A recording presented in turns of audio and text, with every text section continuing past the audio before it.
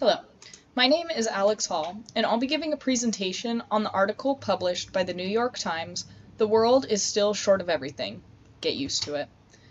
We'll begin with some background on the context of this issue.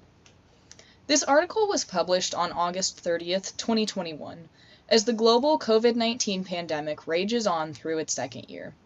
In early spring 2020, the global rapid outbreak of coronavirus shuttered many businesses, and individuals suddenly saw themselves either unemployed or working from the safety of their own homes to avoid catching and spreading this disease.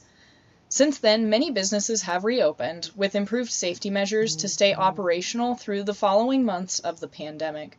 But despite these businesses quickly reopening, as we're now seeing, the damage had already been done. Due to the pandemic-induced shutdowns, factory inventories dropped, causing shortages in many different products ranging from computer chips to mason jars.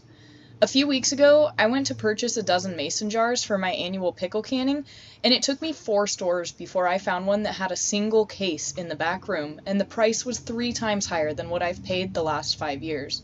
The cashier informed me that this is because Ball, the manufacturer, had shut down for a few months a year and a half ago at the onset of the pandemic. Many consumers assumed that the factories would soon catch up with the demand, and the supply chain would quickly fall back into place.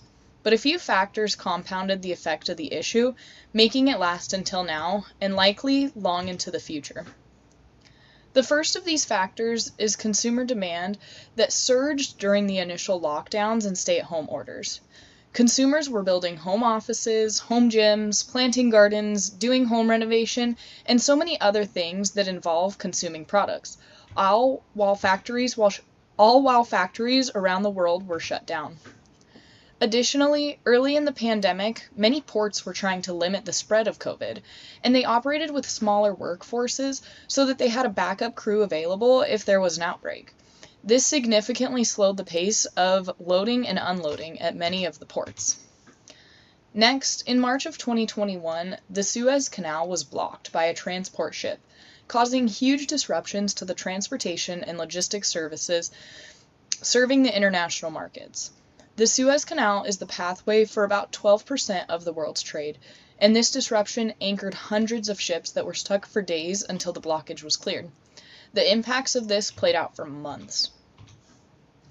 As ports try to keep up with the rampant demand, many of them were forced to bring back their full crews to keep the flow of goods moving. This caused massive issues when there were confirmed cases within the shipyards. China has already shut down 2 different shipyards, ranging from just a few days to several weeks, because of a COVID case with an employee. One of these shutdowns was in the 3rd largest port of the world. Willie C. Smith, a professor at Harvard, is quoted saying, "We have this vicious cycle of all the natural human instincts responding and making the problem worse." He goes on to explain how the events of the last 18 months have changed how consumers demand products. A population that once was accustomed to one-day shipping found themselves scavenging for weeks just to find a single roll of toilet paper at a store. These types of experiences have changed buying behavior, and as a result, consumers are buying sooner. In fact, many stores bought their Christmas items in early spring to ensure that they were able to get what they wanted. This has resulted in even more accelerated demand environment that we're seeing. All of these factors combined have created some serious issues in the global supply chain. The article begins with an interview of a business owner who owns a home goods store. She explains her situation of buying goods with no idea when they'll show up, if even at all. Business owners worldwide are experiencing this reality. Many times, goods are simply not available for them to purchase, or if they are available, they can expect to wait weeks for delivery. Something that manufacturers are dealing with is the high cost of shipping their products. Many businesses have used globalization to their advantage and outsourced production. They're now finding that shipping those products back to the United States is extremely expensive.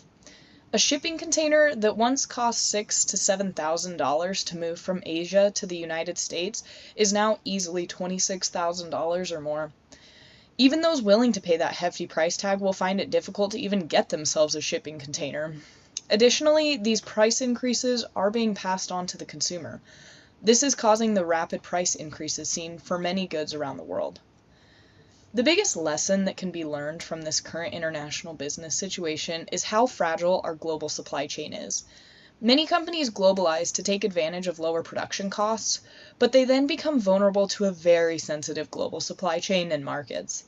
As we're learning in this class, there are many benefits to globalization, although the coronavirus and these surrounding factors has exposed some of the weaknesses in the system, especially global logistics.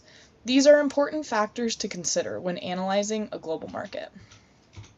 Thank you.